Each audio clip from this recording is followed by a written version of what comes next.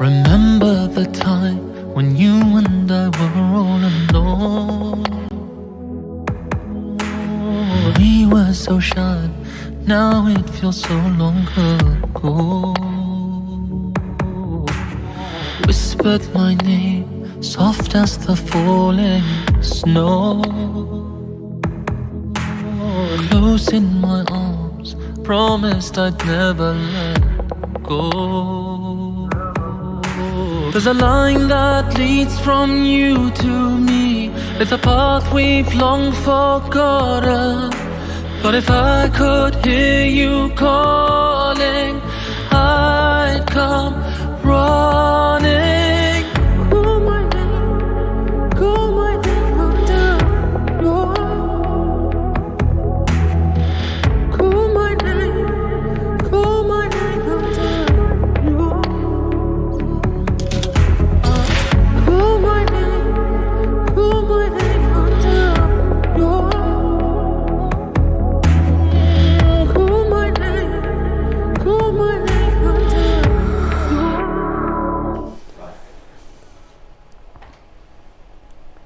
أعوذ بالله من الشيطان الرجيم. بسم الله الرحمن الرحيم. In the name of Allah, the most compassionate, the ever merciful. Assalamu alaikum wa rahmatullah. Our dear brothers and sisters, thank you for joining us for tonight's session, the Book of the World, Journeying with the Quran in 30 Nights. I would like to welcome my dear brother Dr. Hassan Lamy with us tonight. Please subscribe to our YouTube channel Enlightened Thought, and if you wish you can also follow us on Facebook sydney.org.au. I would like to also remind you to share your thoughts and comments, as Brother Hassan and I have been closely following and carefully reading your comments and reflecting on them in the intervals as well as in the process of preparation for each night. Tonight's session will go like this. In the first part, Brother Hassan Lamy will present the notion of loneliness, the ultimate destiny of all human beings. And I'll introduce the notion of morality as the essence of the divine message. Then we will go for a 5-minute break, and after the break, Brother Hassan Lamy will continue his lengthy discussion on this important concept in Surah Al-An'am. And finally, in the second part, I will finish off with the notion of elegant dress as the aesthetic signature of faith in the life of a Muslim. Without further ado, let us move to Sheikh Muhammad al-Dihnawi for the first recitation of the Holy Quran for tonight's session. بسم الله الرحمن الرحيم. ولقد جئتمونا فرادا كما خلقناكم أول مرة وتركتم ما خولناكم وراء ظهوركم وما نرى معكم شفعاءكم الذين زعمتم أنهم فيكم شركاء لقد تقطع بينكم وضل عنكم ما كنتم تزعمون.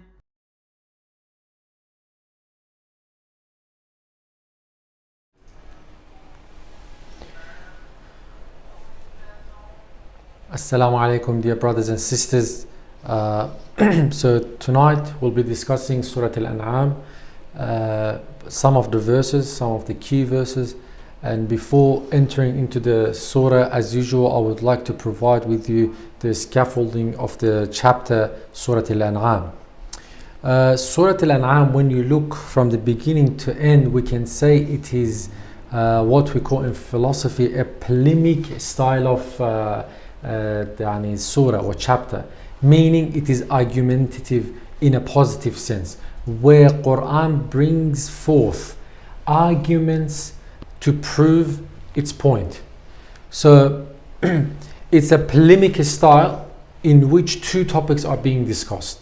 Number one is the notion of Tawheed and the different fields of Tawheed, such as An-Nubuwwah, prophethood, such as revelation, such as the day of reckoning or the day of judgment. But the notion of Tawheed is basically infused within all the verses of Surah Al-An'am, in which Quran is trying to prove the notion of Tawheed and the different facets and the different aspects of Tawheed. The second topic discussed in this chapter is the notion of the jurisprudential rulings which the people of the past, previous nations, they made things halal the way they wanted, and they made things haram the way they wanted, and they forgot the essence of the religion. In other words, there is a theoretical part to the chapter, and the chapter also discusses one of the manifestations of this theoretical part into our practical life, whereby the essence, which is Tawheed, which is unifying one of the meanings, as Rumi says, that you believe in Tawheed, in unity, but within you are shattered into 1,000 pieces. So where is this unity? So from one aspect is unity in its all meaning being discussed from a theoretical perspective, and then one of the manifestations, and that is how we apply this notion, this concept of unity in our life in the form of understanding religion. What sort of religiosity do we have? So there is a discussion whether this chapter is entirely in Mecca, or it is some in Mecca and Medina, or majority in Medina. So there is a discussion, but it seems like it is both, a part in Mecca, a part in Medina, but where majority is subject to discussion and textual analysis. Here I want to introduce a principle in understanding Quran, and we're going to apply it to Surah Al-An'am.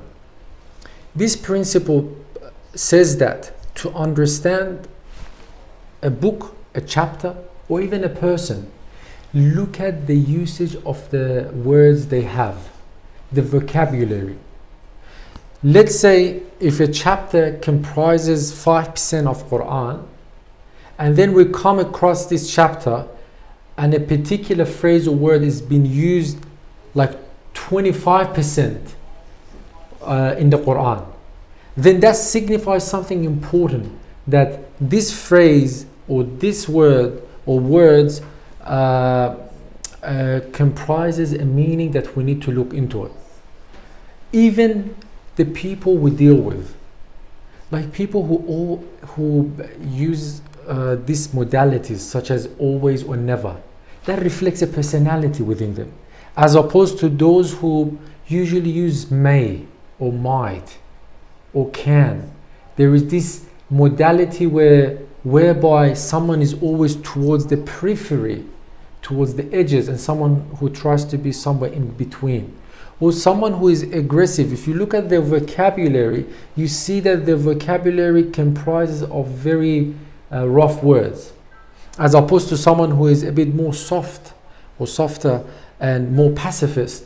You see the vocabulary is different. So I want to apply this hermeneutical linguistic principle to Surah Al-An'am. In Surah Al-An'am, when we come and analyze it, we see there are words which have negative connotation and words which have positive connotations to indicate this polemic nature of the chapter. So the negative words such as ashirk has been used 29 times, which is significant when you put it in the context of the entire Quran. Al-Iman in the form of La yu'minun, being used 8 times. Al-Dhulumat, the darknesses. Kadhib, 21 times. After Surah Al-Rahman, فَبِأَيِّ آلَاءِ رَبِّكُمَا تُكَذِّبَانِ, this is the highest number of usage of kadhib. بِغَيْرِ عِلْم, so Quran discusses with the opposition, with its proof. How do they reply? بِغَيْرِ عِلْم, they do not bring forth arguments So you can see بغير علم being used 6 times. And what do they do? What do they use? If it is not based on proper discourse and knowledge, what do they use? زعم. It's just guess. It's just something which is not based on evidence. Or أهواء. I feel like that, I want to do it. And then how do they perceive that? زُيِّنَ. Again, زُيِّنَ, it's used multiple times with a negative connotation in this verse. Now you look at the positive vocabulary used in this chapter. Ayah, as a form of proof. And then you have different verbs used for ayah. نُصَرِّفُ. Yani we try not to use one way of proving, rather we try to use multiple ways in order to engage with different audience. نُفَصِّلُ as well. صراطا مستقيم, صراط مستقيم. هداية and أنعام. رب, dars, darajat. As you can see, so on the this polemic side, you have the use of multiple ways of argumentation, multiple ways of proving your point, and the opposition, instead of using arguments to prove their point, they use different forms of fallacies. So, but the chapter makes sure that it is true Quran and Muslims are trying to prove their point against the opposition, but this should not give a sense of superiority whereby they enforce their belief system on others. So how does Quran do this in this chapter? Look at the use of vocabulary. The use of the word قُلْ 24 times, which is again a very rare occasion where in one chapter that many times قُلْ is used. 24 times, whereby it is the order of divinity to address the people through قُلْ. The other one is ذَرْهُمْ, let them be, 8 times. So it is not your responsibility to go enforce it. All we can do is through قُلْ, which indicates dialogue. You need to have a dialogue. You need to approach others through thoughts and proofs. وَلَوْ شَاءَ, 6 times been used. God is saying وَلَوْ شَاءَ, if He willed, He would have made all the nations the same. If He willed, He would have made everyone Muslims. If He willed, He would have made everyone faithful. And then towards the Prophet, so to indicate that you do not have authority in a sense that you can force belief upon people. لَيْسَ عَلَيْهُمْ بِوَكِيلٍ and لَيْسَ عَلَيْهُمْ بِحَفِيظٍ. That you are not the guardian, you are not the responsible in their belief system. All you have to do is engage in dialogue. So this is the scaffolding of Surah Al-An'am. Now I want to enter into the verse which you want to discuss, the verse 94, which is personally one of my favorite verses in Quran. In the language of Al-Ghazali, the Jawahir al-Quran, the Durar al-Quran. وَلَقَدْ جِئْتُمُونَ فُرَادًا كَمَا خَلَقْنَاكُمْ أَوَّلَ مَرَّةٍ. That you came to us in the state of loneliness and solitude. The way we created you, meaning the way you lived in this life. وَتَرَكْتُمْ مَا خَوَّلْنَاكُمْ وَرَاءَ ظُهُورِكُمْ. And you left behind, خَوَّلْنَاكُمْ meaning the money and the wealth that we gave you.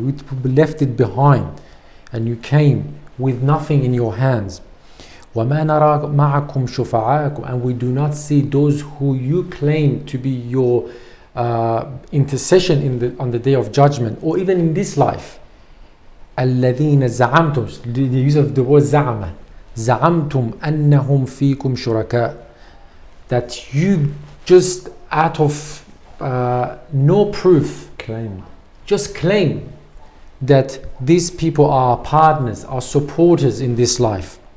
لَقَدْ تَقَطَّعَ بَيْنَكُمْ وَضَلَّ عَنْكُمْ مَا كُنْتُمْ تَزْعَمُونَ. Again, so now every possible connection is cut and there is nothing except you and your deeds. Here, if you remember, on the first night we discussed one of the ultimate concerns mentioned in the book Existential Psychotherapy by Evan Yalom. If you remember, it was the meaninglessness. Now we want to discuss the second ultimate concern in human life, and that is loneliness. But we want to give it a bit of depth and breadth. That's why I'll be just discussing this verse. Just checking the time just to make sure. I'll do another 2 minutes and then I go in the second part. When we talk about the concept of loneliness, it can be discussed from 6 aspects: psychological, sociological, theological, philosophical, mystical, and medical. By medical means it is a disease, we need to treat it. And within each one of them, we can ask 3 questions. Number 1, is this loneliness leading to a happy life or an unhappy life? Number 2, is this loneliness leading to an ethical life or unethical life? And number 3 is this loneliness a reality or something I imagine? Now, here I will provide 12 definitions for loneliness. And then the second part, I will try to explain a bit in more details. Number 1 is physical loneliness. That now, for example, Brother Muhammad, our media team, Brother Muhammad Sadiq, they leave tonight. Physically, I'll be alone. I'll be on my own. So this is physical loneliness. In regards to whether it's happy, unhappy, ethical, unethical, real or non-real, I leave it to the audience. You try to answer each one of these type of loneliness in your personal life. You tell us, what do you think each type of this loneliness is good or bad? For some of the mystics, they wanted physical loneliness. There is a story where the student came to one of the teachers, mystics, and he said that, oh, you were alone on your own, oh teacher. He said, no, actually I now became alone. Meaning, while you came, now I feel alone. Otherwise, in my solitude, I was enjoying it. The second type is when no one knows what is happening to me or inside me. 2 different states. So this is the second type of loneliness. Number 3, it is a state that no one can help me or assist me in my issue. Number 4, no one wants, despite that they can help, but no one wants to help me or assist me. Again, you need to ask, is this real or imaginary? Because sometimes we have this feeling the world is against me. No one wants to help me. They can, but they cannot help me. Again, I'll leave this question to the audience to think about each type. Number 5, loneliness in your lifestyle. So this is not sociological.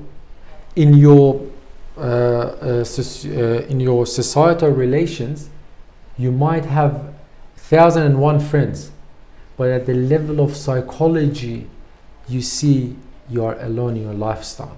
From the Buddha's perspective, this is healthy. You need that for an ethical life. You need to be alone in your lifestyle, in your worldview, in the way that you live your life. So again, that's another one. From another perspective, this might be a disease, because you might not become able to interact in a functional manner because your lifestyle, you think you're different to everyone else in your lifestyle. Whether this lifestyle is good or bad, that's a separate topic. And I provide number 6, and we can go to second part where you can discuss your verse, Ustad Muhammad. Number 6 is when I feel like no one loves me.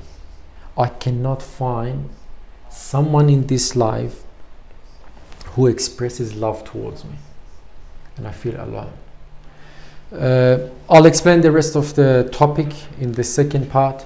We can now go to second part of first section, where Sheikh Muhammad Dehnavi is going to bless us with his recitation. Hassan. Allah khair. الرحمن الرحيم قل تعالوا أتل ما حرم ربكم عليكم ألا تشركوا به شيئا وبالوالدين إحسانا ولا تقتلوا أولادكم من إملاق نحن نرزقكم وإياهم ولا تقربوا الفواحش ما ظهر منها وما بطن ولا تقتلوا النفس التي حرم الله إلا بالحق ذلكم وصاكم به لعلكم تعقلون ولا تقربوا مال اليتيم إلا بالتي هي أحسن حتى يبلغ أشده وأوفوا الكيل والميزان بالقسط لا نكلف نفسا إلا وسعها وإذا قلتم فاعدلوا ولو كان ذا قربى وبعهد الله أوفوا ذلكم وصاكم به لعلكم تذكرون وأن هذا صراطي مستقيما فاتبعوه ولا تتبعوا السبل فتفرق بكم عن سبيله ذلكم وصاكم به لعلكم تتقون.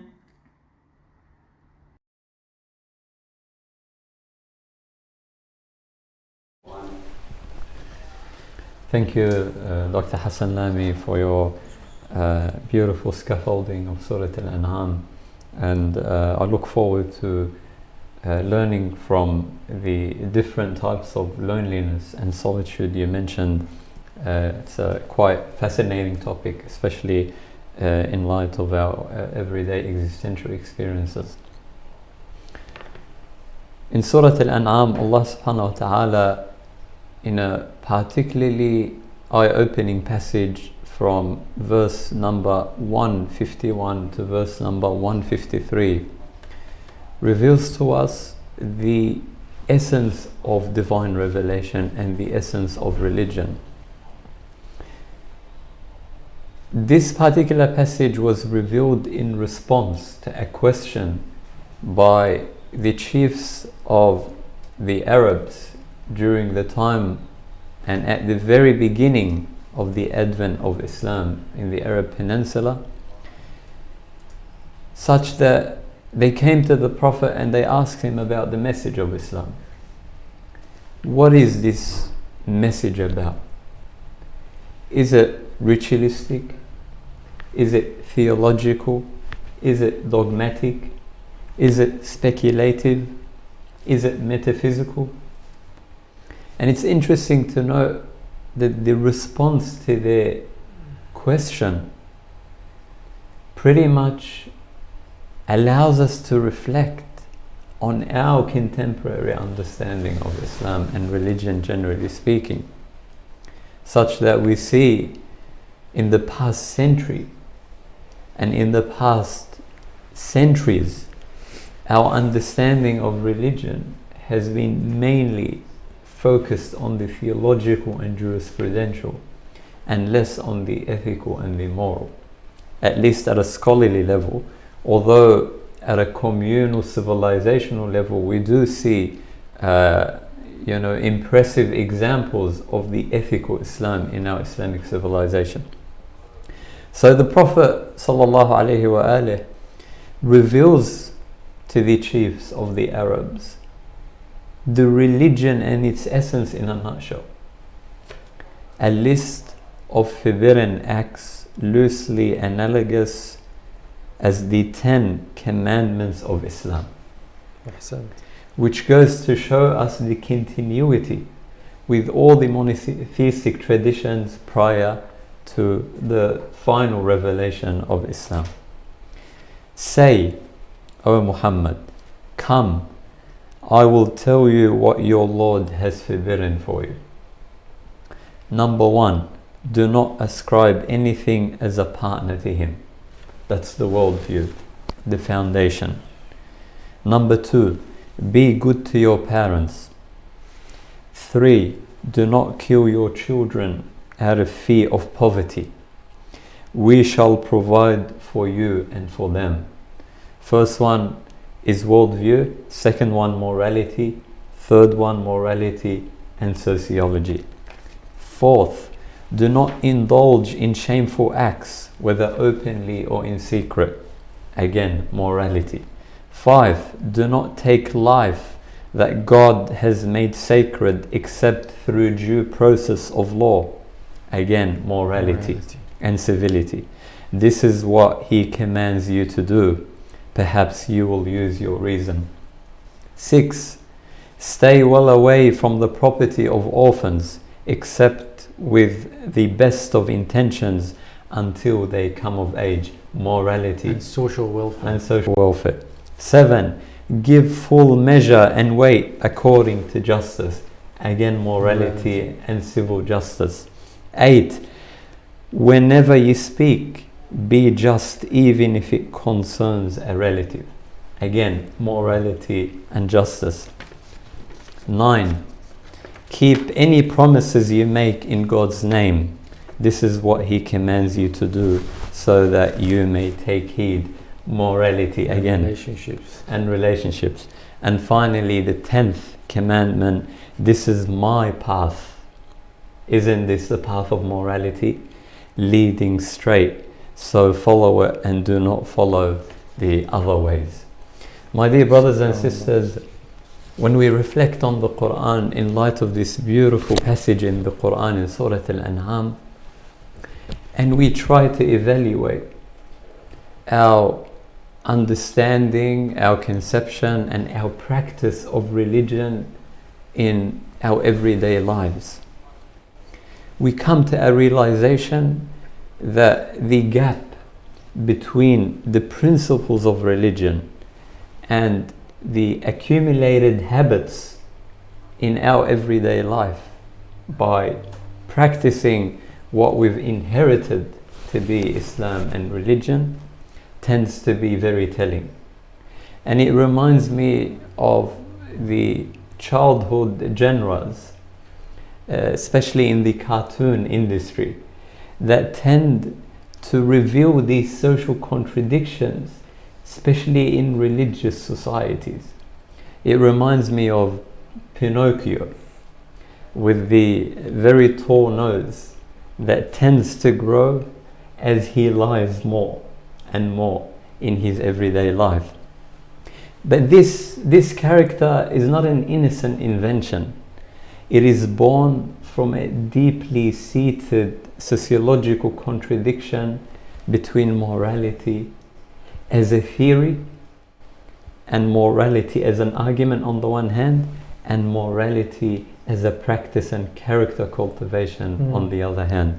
How do we apply Pinocchio, who is deformed, to use him as an example to describe our own deformity when it comes to understanding religion? If Allah subhanahu wa ta'ala pays little attention in the Quran to the legalities, to the jurisprudence, but significant attention to the morality, and I have surveyed the Quran to prove my point for you. In the Quran, when we look at morality, we see the different forms of moral practice and values occurring in 1,337 times. That's like 1/6 of Quran. Absolutely. Which again is an opportunity for us to really revisit, so that we reconstruct our understanding of Islam, or as Muhammad Iqbal puts it, the reconstruction of Islamic thought. So it's a laborious process that will require a multidisciplinary intervention and work from the community and not just from the individuals. Let me mention to you some forms of morality described in the Quran. Number 1, iffa, modesty, 4 times. Al-afu, to pardon, 31 times. Being mindful of your gaze and voice, 4 times. Number 4, bir al-walidain wal-muhtajin, 17 times. To be kind to your parents and those in need. Ar-rahmah, number 5, 340 times, mercy. Number 7, al-infaq, to spend, in the way of God and humanity 60 times. That was number 6. Number 7, at-tasadduq, charity, 4 times. Number 8, as-sidq, honesty, 150 times. Number 9, al-adl, justice, 355 times. Number 10, as-sabr, patience or perseverance, 94 times. Number 11, al-nahi an al-israf, preventing and avoiding extravagance, 6 times. Al-amana, being truthful and fidelity, 19 times. Al-ghufran, which is the form of morality number 13 in the Quran. Al-ghufran, forgiveness, but this deep forgiveness, 4 times. Number 15, al-lin, the virtue of gentleness, Brother Hassan mentioned previously, 2 times. The 15th moral practice is helm, forbearance, 4 times. The 16th moral practice is ra'fa, compassion, which is mentioned 2 times. The 17th moral practice is ta'awun, cooperation, also mentioned 2 times. The 18th moral practice is al-istiqama, perseverance in the moral equilibrium. The 19th is al-islah, which is reformation, especially in the societal context of relationships and in the context of conflict resolution, and the removal of corruption and the wrestling with corruption in all its forms, 123 times. Number 20 is al-ithar, altruism, sacrifice, 2 times. The 21st moral form is al-ihsan, 102 times.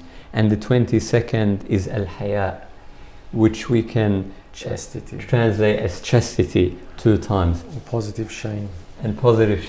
So as you can see, my dear brothers and sisters, the Quran is trying to teach us that we need to align our character, our mode of religiosity, our understanding of the message of Islam according to morality, because it occupies the position of priority. Even jurisprudential, ritualistic are aimed to provide that inna salata tanha anil fahsha'i wal munkar.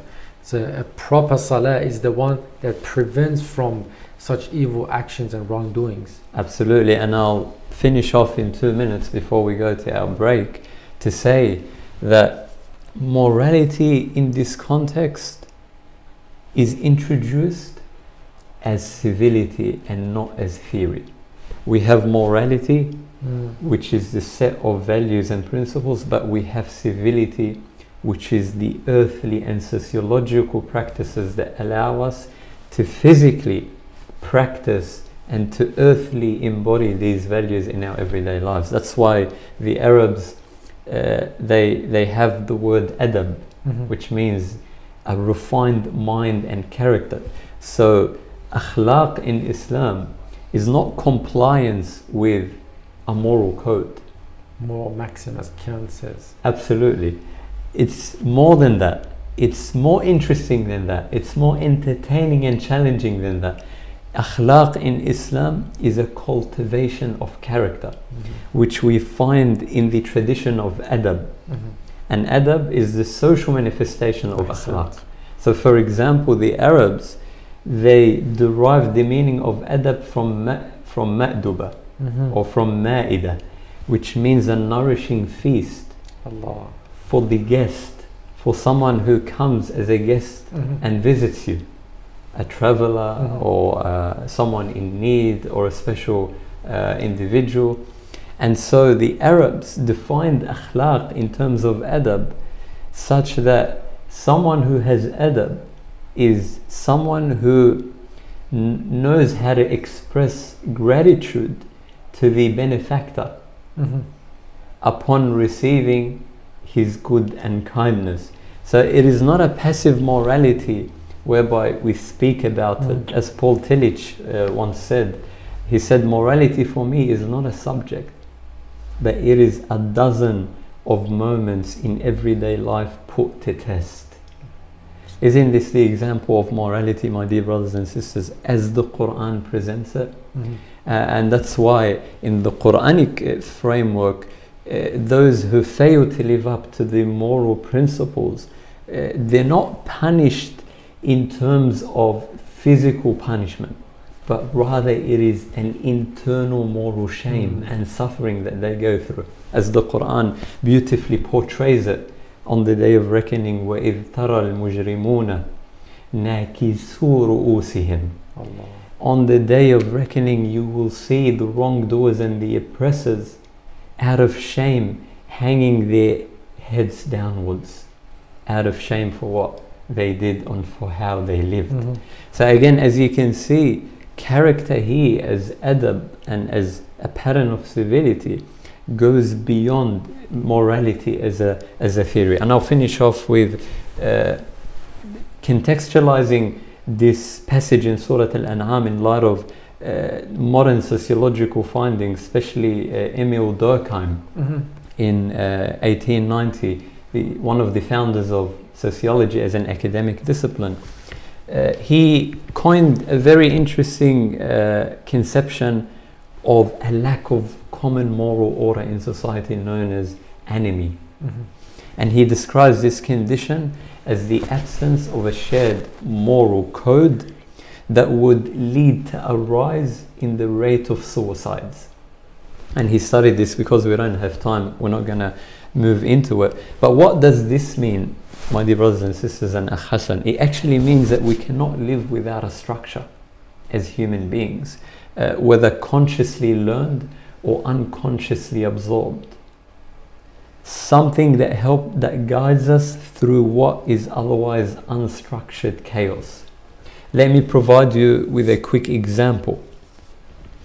The reason why we cannot outsource morality to the market, which is a bunch of firms in today's society, or the state, is because morality as an everyday practice, as civility, is based on completely different principles.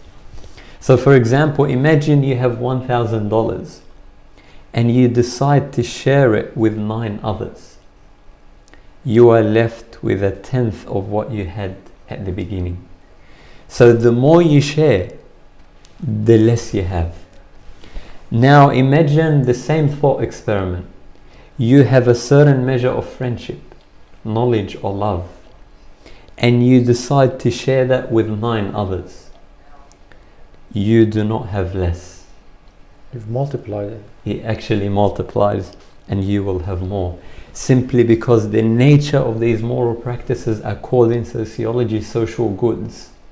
And social goods exist by sharing and not by being individually benefiting from them, and hence limiting the scope of their growth and their power in influencing positively the community around you. Without further ado, I will pause here and let us go for a 5-minute break, and then inshallah we'll return to our second part. Thank you.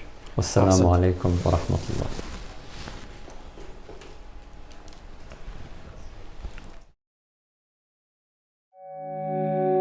Remember the time when you and I were all alone. We were so shy, now it feels so long ago.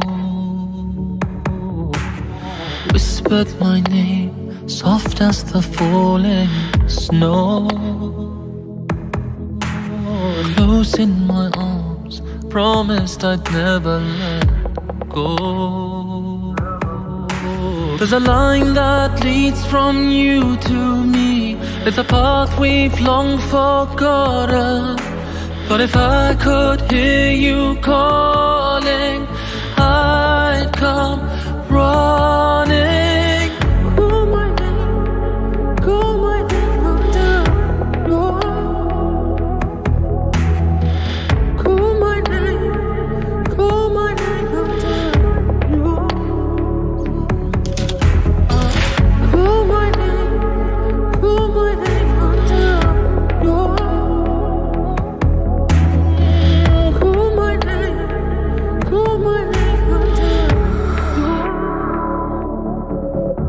Remember the time when everything moved so slow, as if that one night was all that we'd ever know. I'm still there waiting, hoping your voice will show. So wherever you are, that is where I call home. There's a line that leads from you to me. It's a path we've long forgotten. But if I could hear you calling, I'd come running. Call my name, call my name under yours. Call my name, call my name under yours. Call my name, call my name under yours. Call my name, call my name under yours. I'm right here beside you. I know you can't see, beloved. I'm waiting for you to remember me. Call my name under remember you. Call my name, call my name under I'll remember. Call my name, call my name under I'll remember. Call my name, call my name under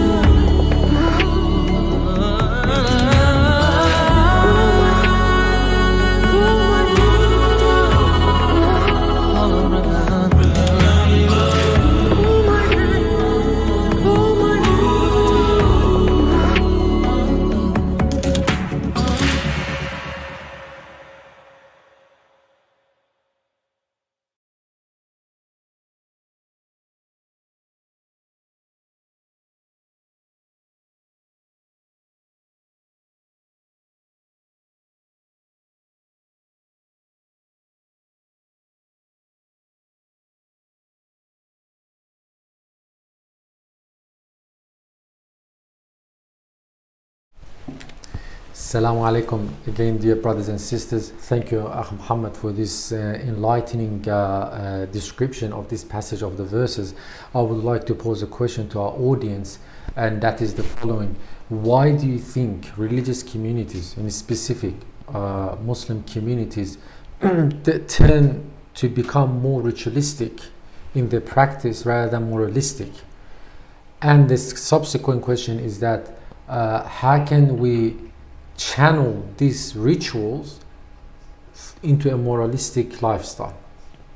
I'll continue with my verse, وَلَقَدْ جِئْتُمُونَ فُرَادًا, the concept of loneliness.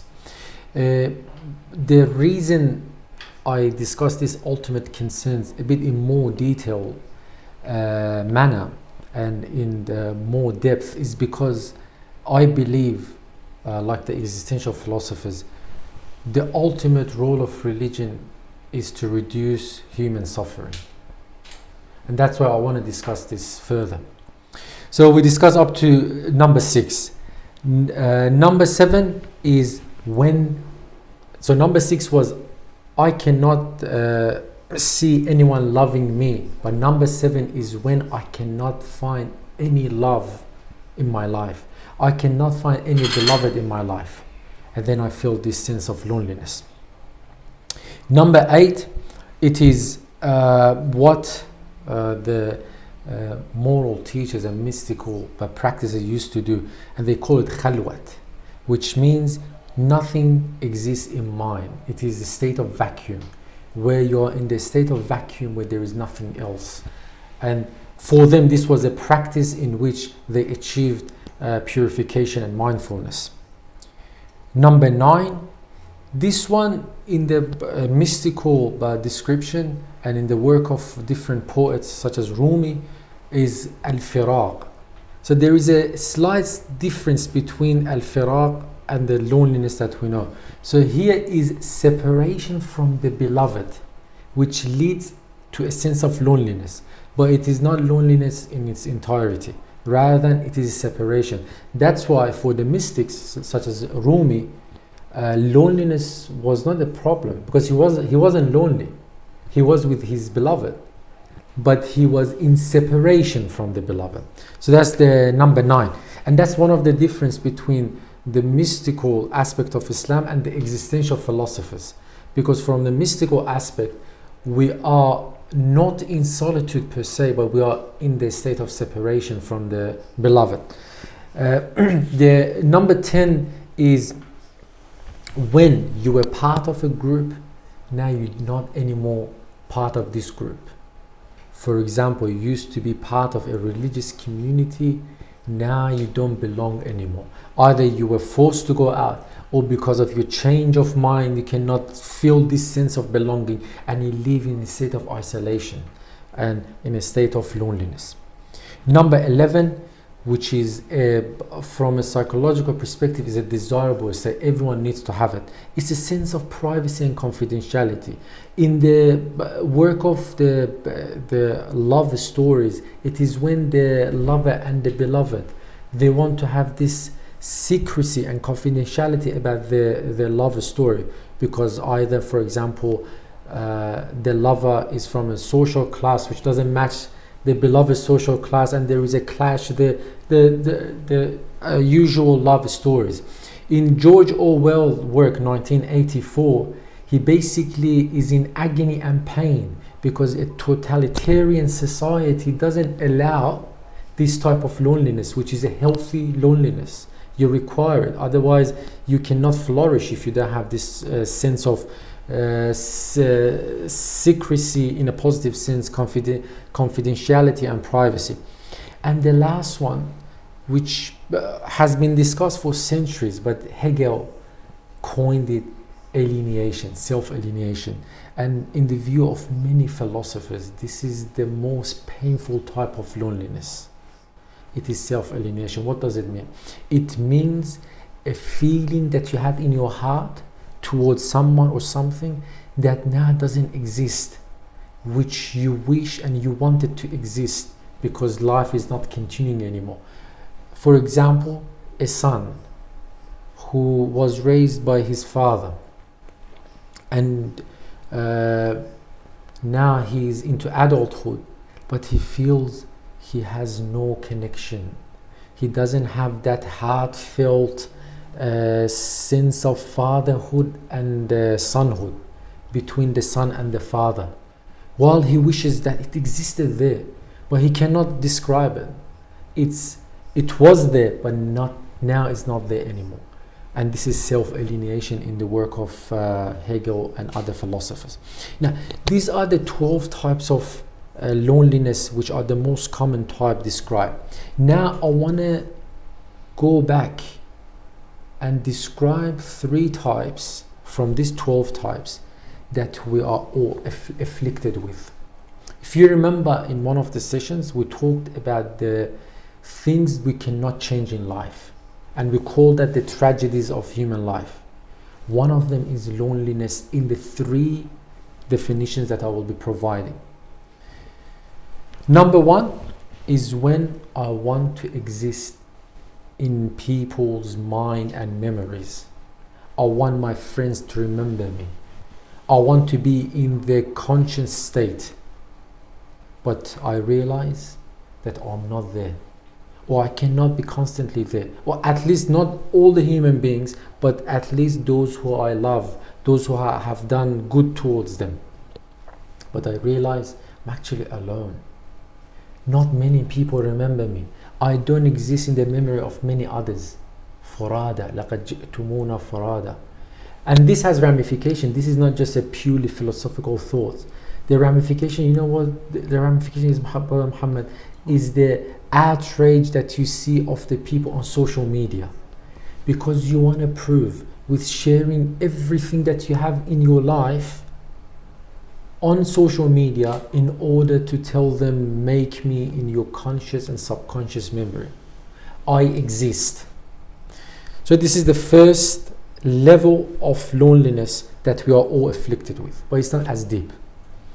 The second type is when I realize everyone wants me as a mean, not as an end, either to remove their problems or to gain a benefit. So here I'm not anymore an end in myself, rather I'm a mean. So you realize you're alone. You realize that you're not wanted for who you are. Having said that, this is normal. The Kantian prescription, which is to say that treat everyone as an end, not as a mean, it is nice but too idealistic. This is not possible. Even the greatest people in history, let's say, for example, Quran says to Prophet لَعَلَّكَ بَاخُ نَفْسَكَ عَلَى آثَارِهِمْ, that you're about to basically kill yourself for them. If you ask the Prophet, why are you doing this? He's gonna say, I have this mission from the God. So it is in a sense a mean, but in its highest form, in its most moralistic form. That's why philosophers, they say benefit is of 8 types, because hubbu dhat, because the second type of loneliness indicates hubbu dhat, self-love, which is a prerequisite of a healthy life. But how can we channel that in a moralistic way? Philosophers say that there are 8 types of ways we can treat others as means. Number 1, we treat them in a materialistic way or a spiritual way. Number 2, we treat them in this life in a worldly manner, or in a manner which reflects day of judgment and consciousness about the day of reckoning. We treat them in a way where we are looking for short-term benefits or long-term benefits.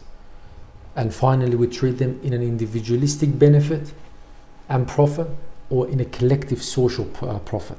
So this is the second level of loneliness, when I realize that whatever I do, because of this notion of self-love, even if you do it at the maximum, for example, the day of judgment, spiritual, long-term, and it is done in a collective manner, still I'm alone. I'm not an end in myself.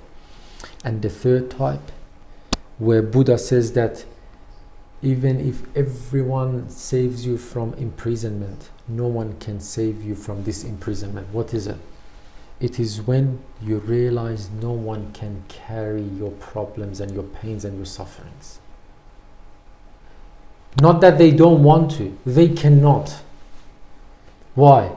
Because you have a past and you have a future. When we think about the past, it gives us 3 things: sadness, regret, and hasra. Hasra is a sense, a hard feeling which you wish you were able to achieve but you're not achieving. Regret is when you've done something you wish you didn't do it. And sadness, that's the past.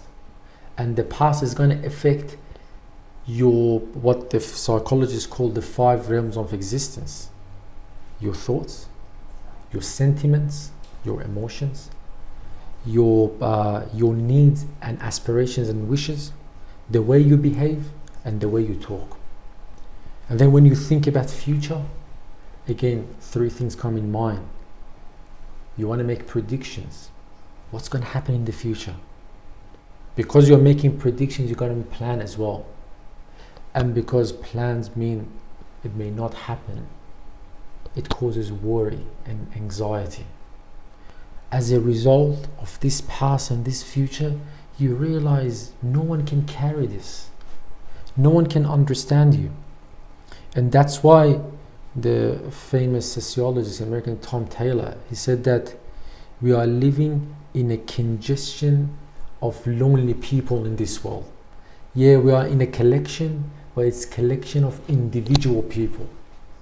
As Quran says, even in the day of judgment, it is a collection of people, but they are all individuals. Hollow. So this is the deepest form, when you realize, look, Like Christians, as we know, Prophet Jesus was a carpenter. They say that he used to make crosses, and all the people who wanted cross used to come to him. The Christian mystics use this story to say that he was building his cross since day one, and no one was able to carry it except Jesus Christ, peace be upon him.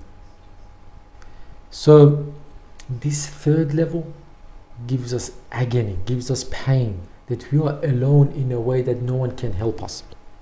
Here, I want to provide some practical solutions. I think the time I really apologize. It is one of the verses that I really connect with on an existential level, but I try to be very quick. When we come to this issue of existential loneliness, this ultimate concern, there are three ways that we may react. Number one, what some zuhad did, that you also take the pathway of physical loneliness and you remove yourself from society. Not ideal, has its own ramification problems, we cannot discuss it now. Number two, what modernity offered human being. Entertainment. You're alone at home, turn on TV. Amusement culture. There is no meaning. Again, it has a description, we don't have time to go. But I want to offer the third type. The third type, where you participate in a functional way in the society, but at the same time, you have these things in place. Number one, you come to acceptance and realization that you're alone at these three levels. But still you are functioning in the society, relating and establishing relationships with others at the level of work, education, love, friends, so on and so forth. Number one.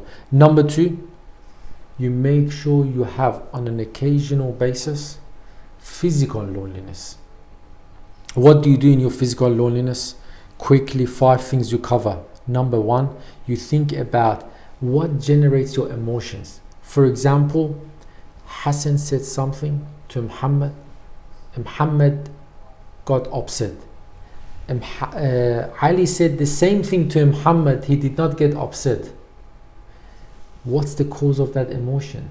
Is it because of this special relationship? The same word caused agony, but the same word from another person did not cause. So in your physical isolation, you think about that. Number two, you think about the judgment that you pass about the other. Why did you do it? Is it fair or unfair? So this is just some quick tips on what to do in your reflection, how to do a reflection. Number three, learn from the lessons of the past. Number four, try to find the points of strength and weaknesses that you have. And number five, plan for the future. So this is the second thing that you do in realization of your loneliness. Number three, it's an amazing hadith from Imam Ali alayhi salam. He says, ما فات مضى. What was in the past has gone. وما سيأتيك فأين. And what is to come in the future, where is it? قم فاغتنم الفرصة بين العدمين.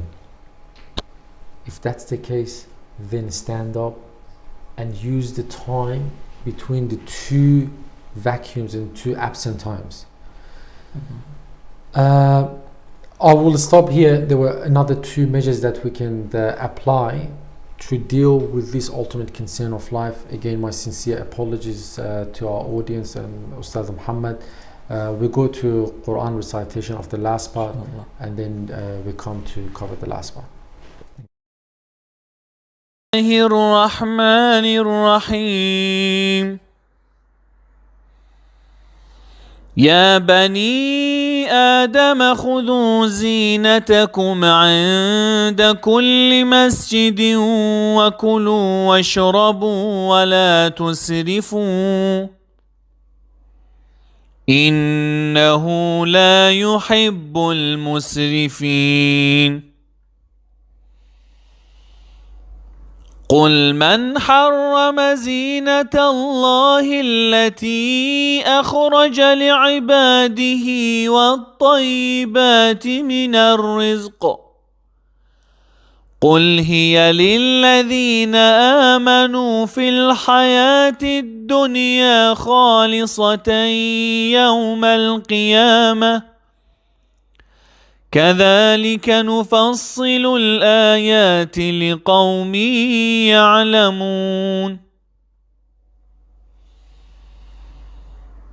قل إنما حرم ربي الفواحش ما ظهر منها وما بطن والإثم والبغي بغير الحق وأن تشركوا بالله ما لم ينزل به سلطانا وأن تقولوا على الله ما لا تعلمون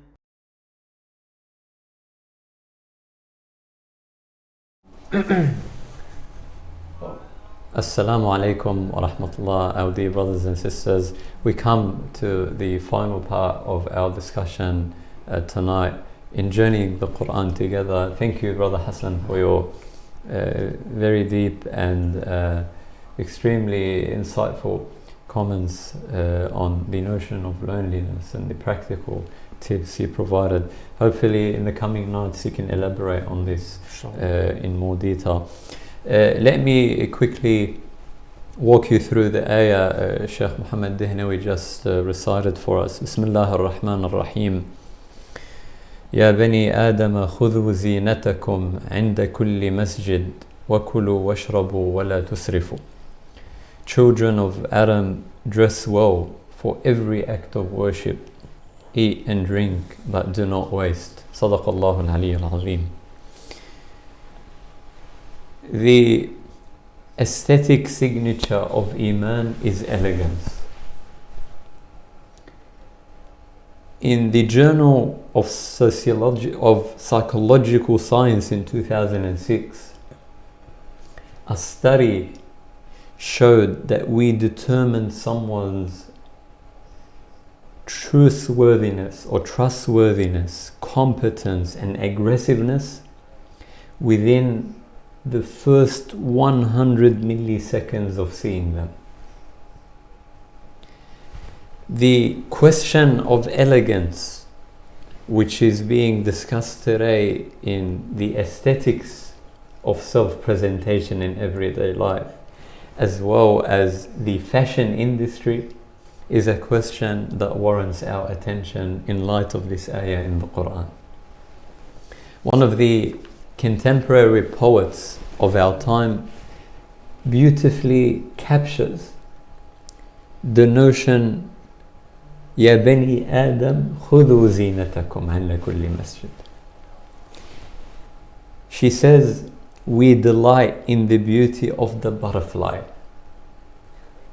but rarely admit the changes it has gone through to achieve that beauty. My dear brothers and sisters, elegance attracts because it plays and feeds into our deepest desires for glamour, for beauty and for escape. Every single faculty of the human being has a spiritual dimension that connects us to realms of moral and spiritual growth within our physical everyday life and not outside of it.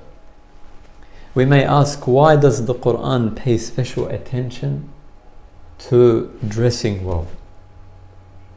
I remember reading a book about Imam Musa Sadr, one of the great freedom fighters in the 20th century, titled The Vanished Imam by Fuad Ajami. He says in that book, one of the greatest sources of inspiration and charisma in the character of Imam Musa Sadr was his elegance, to the point that we never encountered him, as he describes in the anecdotes of the book, never encountered him without seeing the elegance even in the cleanliness of his shoes. And again, these kind of trivial observations may sound insignificant to us. But if we look into the psyche of the human being and the aesthetic dimension of our humanity, they make all the difference. Let me share with you another interesting study which was published in 2012 that reveals to us how dressing well and having elegance in our everyday life isn't just a matter of choice. It is a matter of having long-term consequences on the values and message we hold, on the identity and identification we carry. This study says in Northwestern University, psychologist Hajo Adams and Adam Galinsky published a study titled Enclothed Cognition. They say clothes systematically influence the wearer's psychological process. They found that a white lab coat is generally associated with attentiveness and carefulness. When study participants were wearing a lab coat, they showed better attention and focus. This occurred, however, only when the subjects were told that it was a doctor's coat. When a different group was told it was a painter's coat, it had no effect on their attention and focus. My dear brothers and sisters, the outcome of this study shows us that the wearer takes on the symbolic value and significance of the clothes they wear. How does this fit into our genuine desire to understand why the Quran focuses on the aesthetic elegance of our dress and our self-presentation? When we look into the life of Prophet Muhammad, peace be upon him, and his progeny, who according to historians is among the very few historical giants in the history of humanity whom we know almost every detail about his personal life. I mean, Napoleon is one of them. Prophet Muhammad paid special attention to his self-presentation because he understood this aesthetic process and logic and value at the heart of how others receive us and how others tend to interact with our own presentation and our own communication at the level of body language and at the level of a clear-eyed sense of beauty. One example is perfume. The Prophet used to pay special attention to perfume prior to leaving his house and engaging with his people, to the point that whenever he would not find perfume, he would literally soak the clothes of his wife and rub it against his face in order to get the perfume onto his clothes, onto his costume prior to leaving the house. Nowadays, and in the past, we were told that to be revolutionary you have to be dirty. You have to lack that hygiene and not be presentable. But the Quran is giving us this important principle in life, that the sense of beauty we convey in our presentation makes up more than 50% of the impression and impact we have when we are actually presenting our message and presenting ourselves. Even William James, the well-known psychologist, believed that our physical experiences cause our emotions and not just the other way around. We know that our emotions cause physical behaviors. When we feel sad, we cry. But William James observed that even our physical patterns, such as our clothing choices, actually influence emotions and behavior.